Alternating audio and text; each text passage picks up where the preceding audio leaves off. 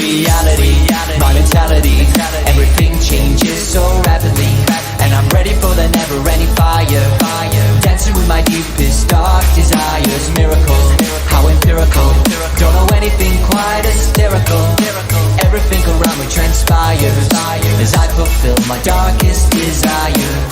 Hey guys, so in this video I was on a call with Emperor Krakoa and we were talking about the new Prankster title reveal, which is Fazbear Frights book 11, and we were talking about, well, the title and the synopsis and what the book could be about. So yeah, hope you guys enjoy. The Prankster.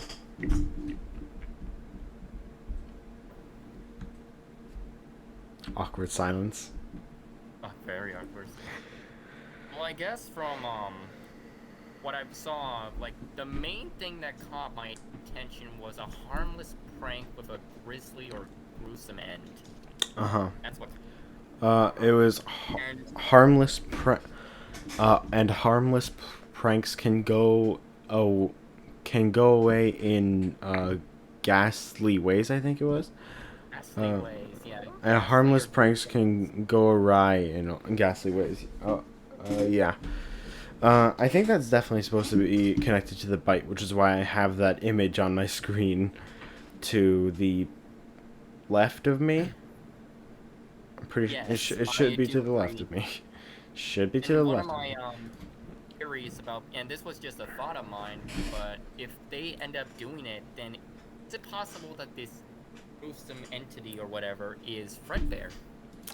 It could be. I feel like the story is gonna be heavily connected to FNAF 4.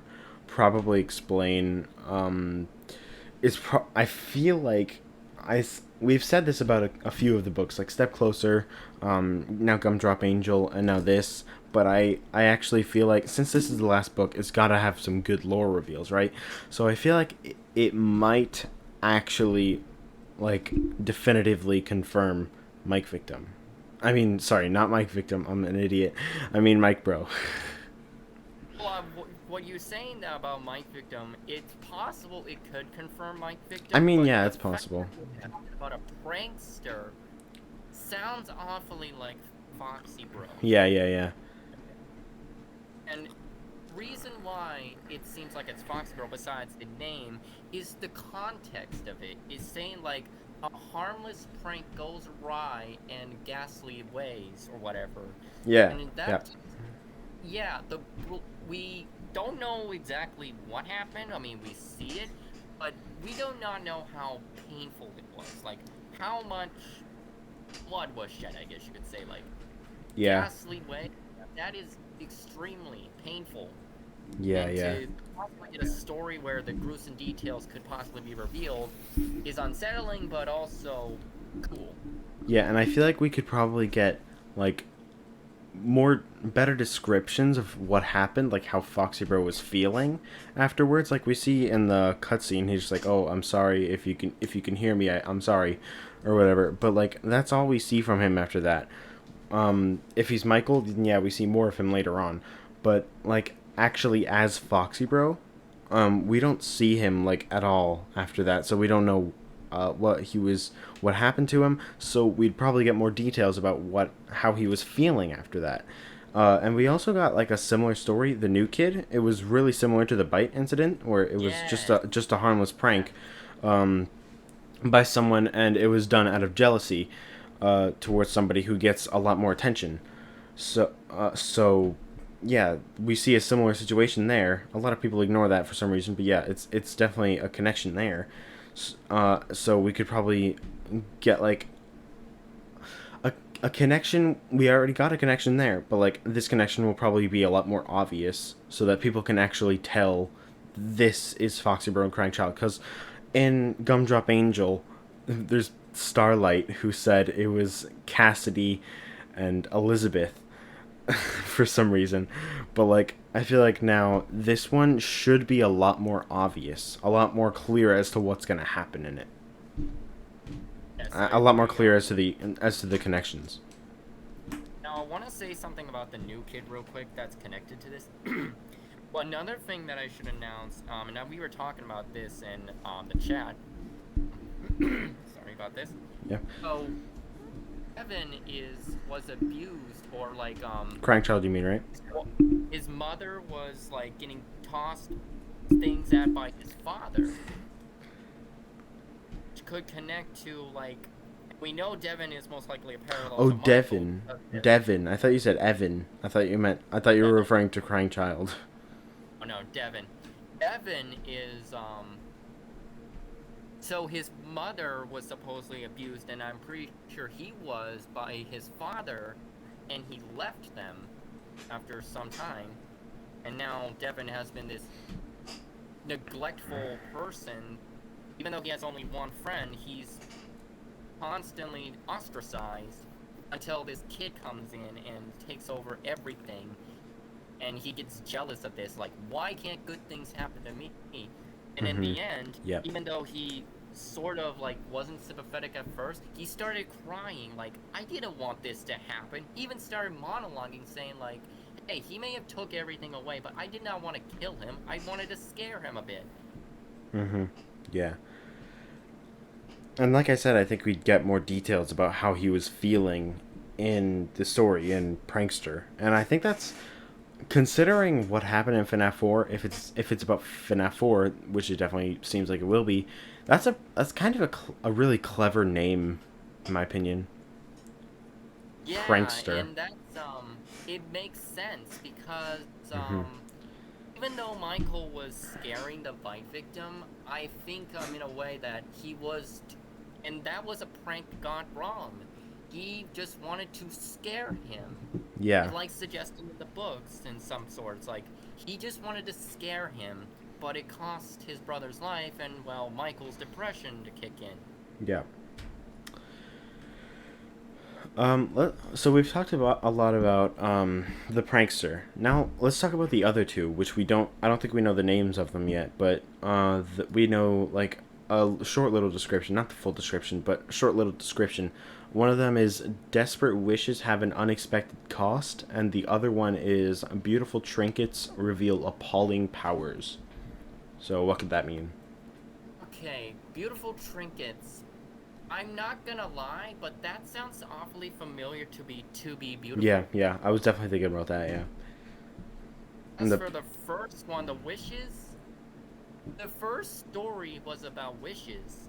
Like, the first 3 stories were about wishes. Honestly, the first 5 stories, too. Some of the stories in Fetch are kind of about wishes, too.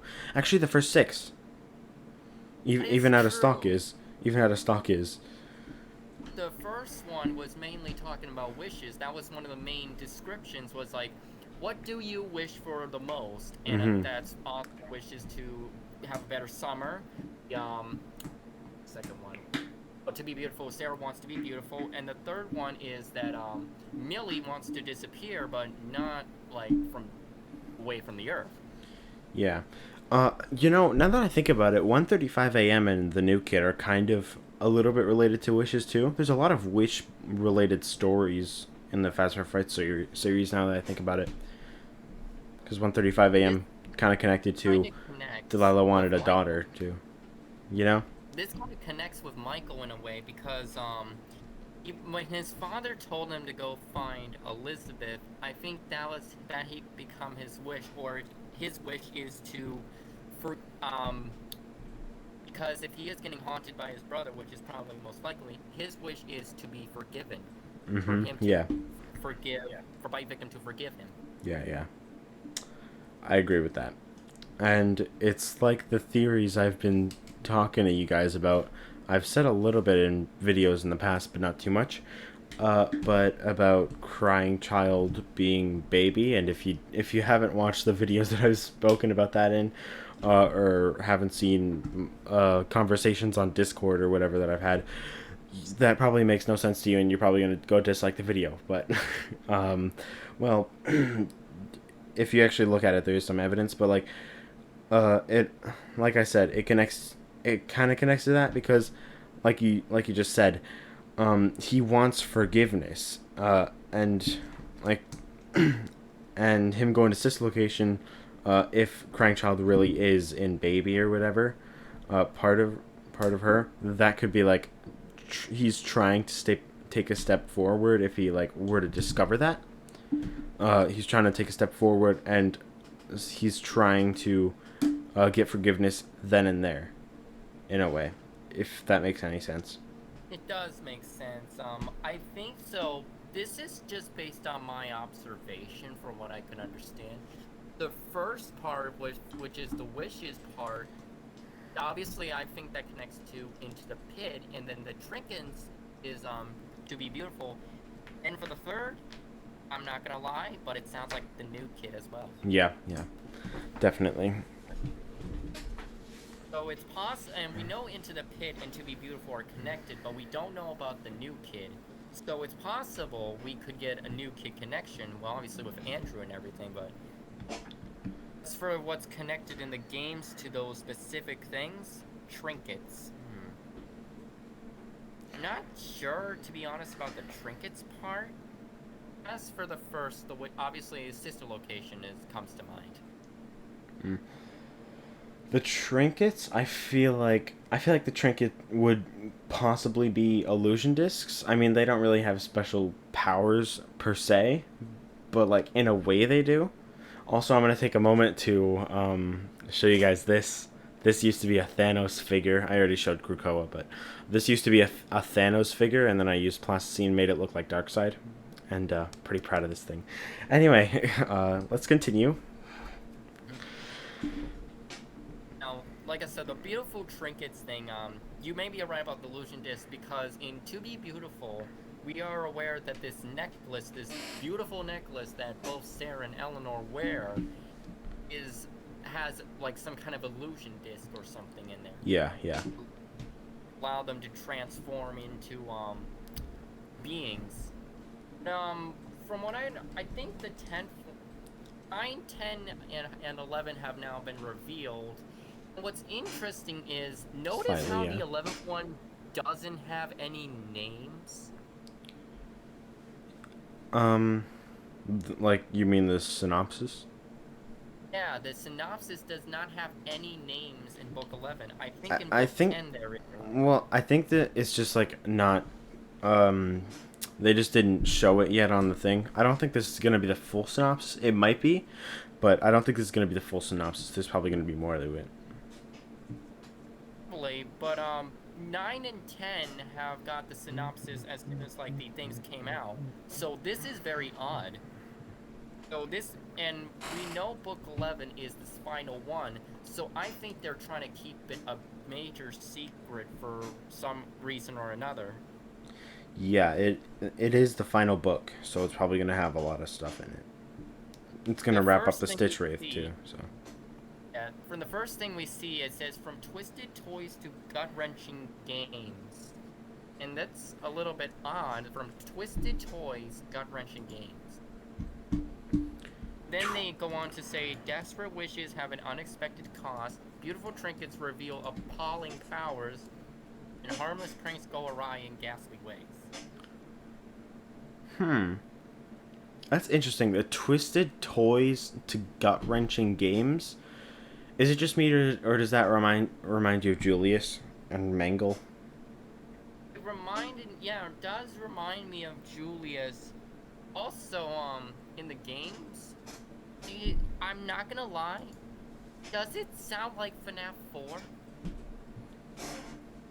4? Twisted toys and gut-wrenching games, you mean, or? What game do you think you're playing? Actually, yeah, probably. Huh. I just thought of something. Twisted toys. It doesn't say twisting, so it might not be referring to Mangle. Twisted toys. What if the twisted is referring to, like, the name The Twisted Ones, which is about the illusion discs, and the toys could be referring to the plushies, which could be this could be telling us that FNAF 4 isn't a dream, but rather an illusion with Crying Child's plushies. That could be it. That really could. Yeah, I feel like that would be a pretty good explanation, and it just kind of seems like it from that. I'm still not really sure about the dream versus illusion thing or whatever. But I mean, it could be either. But I don't know. This could show what it is. Really, I'm not sure though. It's possible that it could be at first because in the logbook it says that he had recent nightmares, so Mm-hmm. it's possible. One, I think you suggested this or someone else, but before Fredbear and Nightmare show up, that's when the illusions appear. But the nightmares are Nightmare and Nightmare Fredbear. Yeah. Um. I'm kind of confused as to why Michael only draws Fredbear in relation to the nightmares. Why not draw the other ones too? That is, yeah. Well, there are two guesses that I can have. We don't know if it is Nightmare or Nightmare Fredbear because they both have the same designs, right? Pretty much, yeah. Yeah. And I don't So- think I don't think he could draw. I don't think he could draw the see-through part of him. So yeah, I feel like it could be either of them. It could be either Nightmare or Nightmare Fredbear or both at the same time. Yeah, yeah. Because if this ends up being the case, they could be one and the same. Nightmare Fredbear just turns into a darker version. It could be. It might be. I'm not so sure about that though. I definitely think Nightmare is in some way related to Crying Child. Considering he appears directly after Crying Child dies. But then he also has inverted Golden Freddy colors, kind of connecting Crying Child to Golden Freddy too. So. Yes. And I think it was Underscore that was talking about like the possibility of Cassidy and Crying Child. Yeah. Taunting Michael. I'm not so It's- sure about the Cassidy part, Yeah, but the, Crying Child, I think so.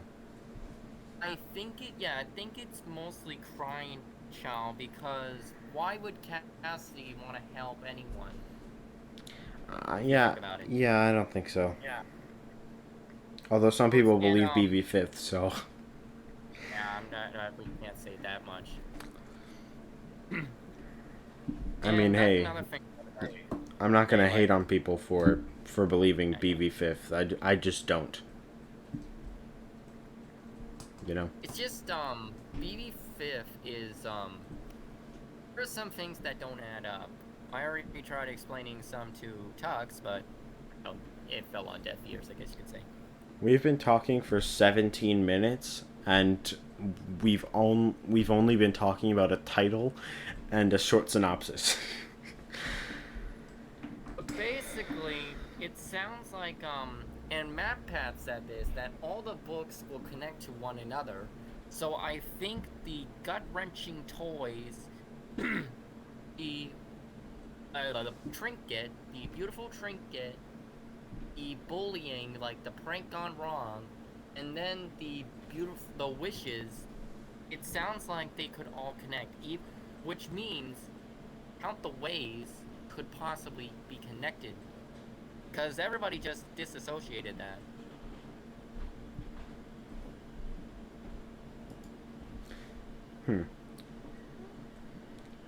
Count the Ways. Count the Ways doesn't really seem to have too many connections to the main Fazbear Really Frights doesn't. timeline.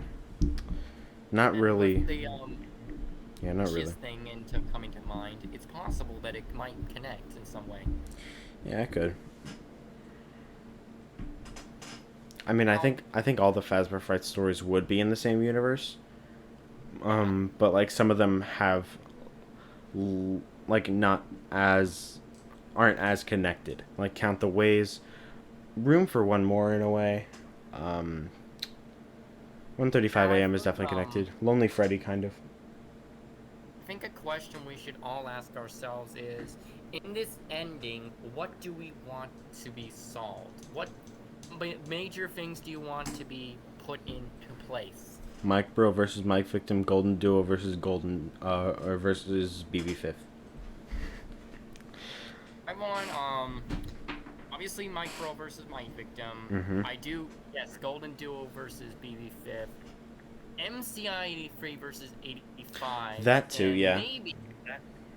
Maybe how or where were the shadows created? I'm not sure that would be talked about, but it could be. Well, it's one thing I've been wanting to answer, but it could be answered in the other two books before the 11th. But I guess the major question I have is, what caused William to kill in the first place? I don't know. I feel like at first he did care about his family, and he was trying to become immortal, but not only for the sake of himself, but for his family too. But then, like, eventually he loses sight of that, and he becomes kind of selfish and like kind of only cares about himself. So he just starts killing kids, just because like he doesn't care. He just cares about what he can do for himself. You know. That's kind of my take on it. Possible. Really is possible, but we don't know exactly what is driving him. Many have assumed that it's either will grief, or he just kills children out of the sake of killing, or remnant collection. I feel like But it's we multiple have to, different like, reasons. Yeah. Well, I think another thing that I want answered is who died first? Crying Child or Elizabeth, you mean, or? A crying child, Elizabeth, or Charlie? Yeah, it's those three. I think.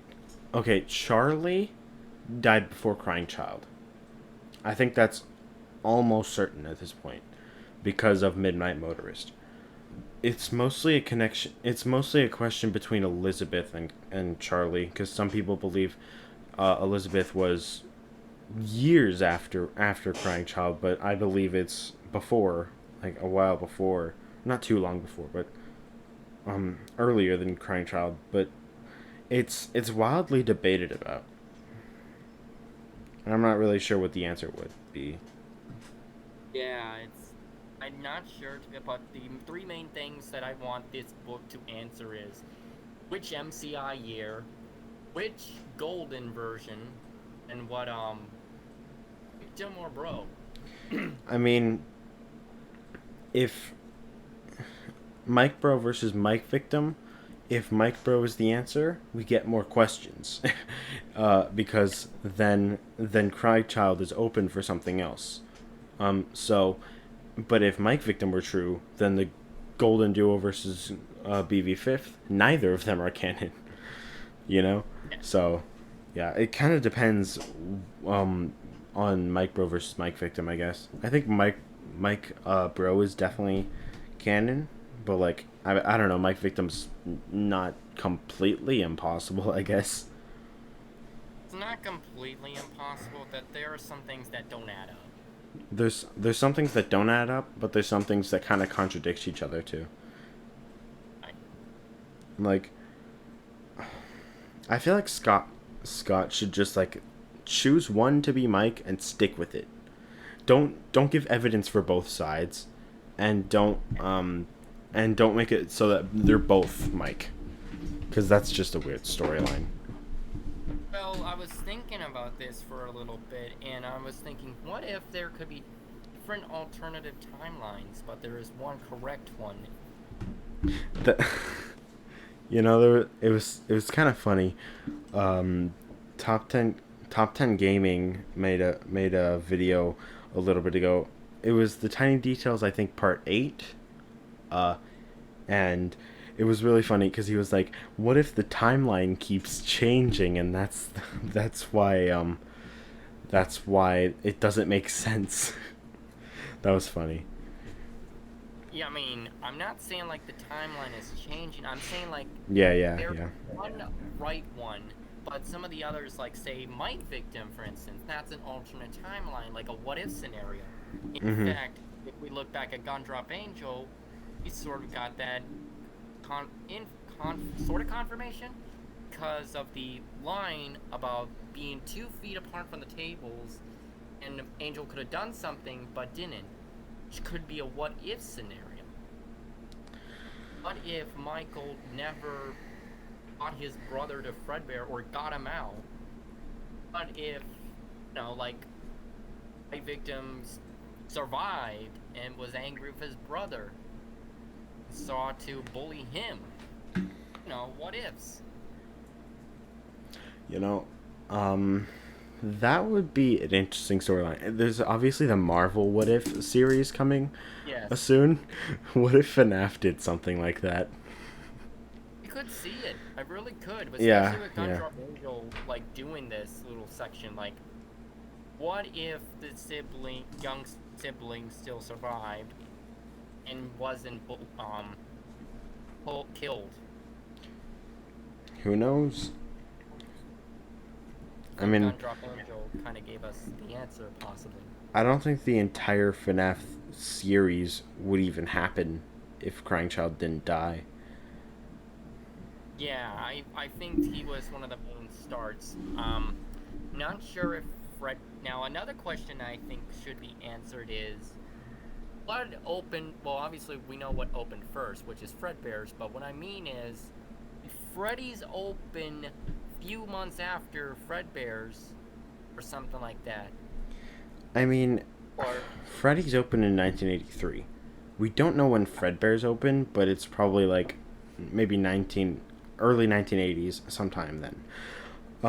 But Freddy's, since it opened in 1983, it either has to be after Fredbear's closed, which I kind of doubt, or it has to be kind of early in the year because, like you talked about, Crying Child's birthday, as seen from Gumdrop Angel, seems to be like in April, so May.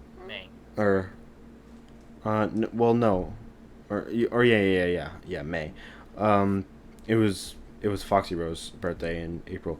Yeah, Crying Child's birthday in May or around there, right? So, it's likely that so Freddy's probably opened like kind of earlier in the year, but I feel like it would have been maybe like a month or two before FNAF 4, or a month or two after.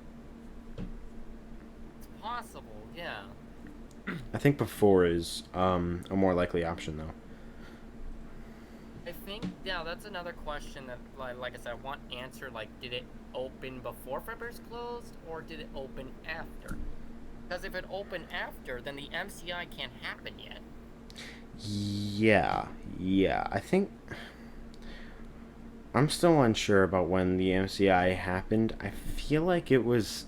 I'm starting to feel like it was after after Crying Child died, considering the May thing, but I'm not.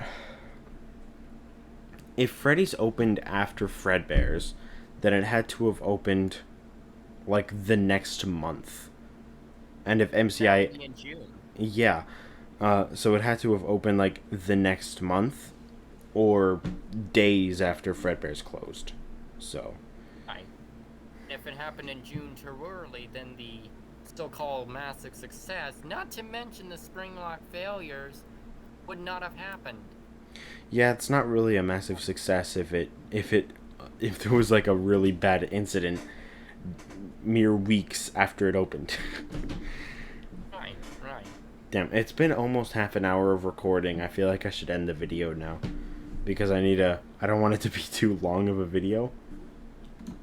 Yeah, that's fine. And yeah, it was originally supposed to this was an add-on to a FNAF news video in general, but yeah, this has turned into its own separate video. So yeah, I'm gonna end the video. Say goodbye. The Emperor must take his leave now. Okay. Oh, we're not leaving. It's just the video is ending. We're not leaving. Yeah. Just say that. Yes.